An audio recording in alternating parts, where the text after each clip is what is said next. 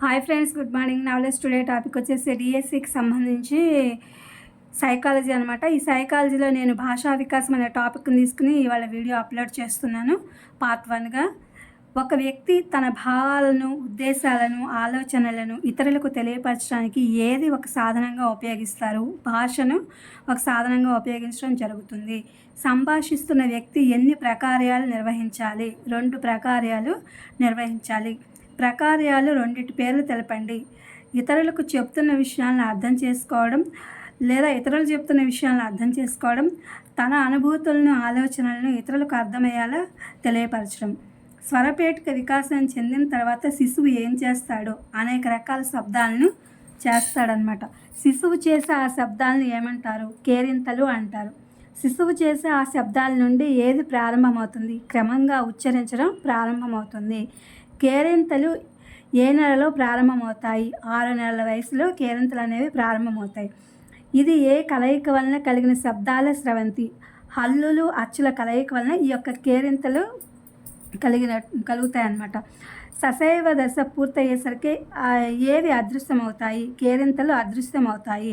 భాషకు బదులుగా శిశువు ఏవి ఉపయోగించడం జరుగుతుంది? ఇంగితాలను. శిశువు వేటిని వాక్యాలుగా ఉపయోగిస్తాడు? కొన్ని పదాలను అభ్యసించిన తర్వాత ఆ పదాలతో ఇంగితాలను కలిపి శిశువు వాక్యాలుగా రూపొందిస్తాడు. శిశువు ఏ వయసులో సాంప్రదాయ ఇంగితాలను ఉపయోగించడం జరుగుతుంది? 9 నుండి 12 నెలల వయసులో శిశువు సాంప్రదాయ ఇంగితాలను ఉపయోగించడం జరుగుతుంది. ఫ్రాక్ సంభాషణ రీతులు: ఏడవడం, కేరింతల నుంచి ఇంగితాలు, ఉద్వేగాలు, వ్యక్తీకరణ. ఏడవడం జన్మించిన మొదటి కొద్ది వరకు ఉంటుంది.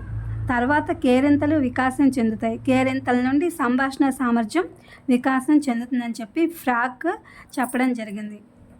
భాషా వికాసంలో ఏది ప్రముఖ పాత్ర వహిస్తుంది? సాంఘికీకరణ ప్రముఖ పాత్ర వహిస్తుంది. ఎవరిలో భాషా వికాసం ముందుగా జరుగుతుంది? సగటున మగపిల్లల్లో కంటే ఆడపిల్లల్లో భాషా వికాసం ముందుగా జరుగుతుంది. భాషా వికాసం పిల్లలందరిలో ఎలా జరుగుతుంది? ఒకే వేగంతో భాషా వికాసం అనేది జరగడం ఉండదు. అందుకని ఒకే వేగంతో భాషా వికాసం జరగదు. భాషా వికాసాన్ని ఎలా పోల్చకూడదు? ఒక శిశువు భాషా వికాసం వేరొక శిశువు భాషా వికాసంతో పోల్చకూడదు. భాషలో ఏమి ఉన్నాయి? ఉపవ్యవస్థలు ఉన్నాయి. అవి దేనికి సంబంధించినవి అంటే ఈ ఉపవ్యవస్థలు దేనికి సంబంధించినవి అంటే అర్థానికి, వాక్య నిర్మాణానికి సంబంధించి ఉంటాయి. ఇంకా అనేక వాటితో ఇది సంబంధించి ఉంటుందన్నమాట. భాష ఏమి చేయగలదు? భావాన్ని ప్రసారం చేయగలదు. భాష అనేది ఆ యొక్క వాళ్ళలో ఉండేటువంటి భావాన్ని ప్రసారం చేస్తుంది. ఇది ఫ్రెండ్స్ టుడే డిఎస్సికి సంబంధించి పార్ట్ 1గా భాషా వికాసంలో psychology. Please my channel like, share, subscribe and comment. Thank you for watching. Thank you for your support.